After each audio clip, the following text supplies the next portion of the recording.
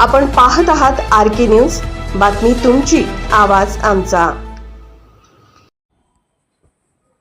मुलाकडून वडिलांची हत्या, पुरावा नष्ट करण्याचा प्रयत्न।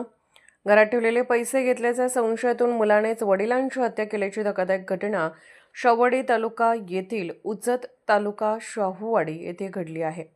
या प्रकरणी शवडी पोलीस ठाणे येथे गुन्हा दाखल करण्यात आला आहे। मिळालेल्या माहितीनुसार दत्ताराम संभाजी केसरकर वय 83 असे मृत व्यक्तीचे नाव असून त्याचा मुलगा संतोष दत्ताराम केसरकर याने हा प्रकार केल्याचे पोलीस तपासात निष्पन्न झाले। घरातील बॅगेत ठेवलेले पैसे आढळून न आल्याने संतोष याला संशय आला। त्याने घरातील सदस्यांकडे पैशाबाबत चौकशी केली, मात्र कोणीही कबुली दिली नाही। यानंतर त्याने वडिलांवरच पैसे घेतल्याचा संशय घेतला। याच कारणावरून वडील मुलामध्ये वाद झाला। मुलीच्या शाळेतील सांस्कृतिक कार्यक्रमासाठी आरोपी घरातील सदस्यांसह गेला होता। त्यानंतर रात्री घरी आल्यानंतर पैशाच्या कारणावरून पुन्हा वडील आणि मुलामध्ये कडाक्याचे भांडण झाले। रागाच्या भरात संतोष याने घरातील लोखंडी वरवंट्याने वडिलांच्या डोक्यात प्रहार केला। डोक्यातून मोठ्या प्रमाणात रक्तस्राव झाल्याने दत्ताराम केसरकर यांचा जागीच मृत्यू झाला।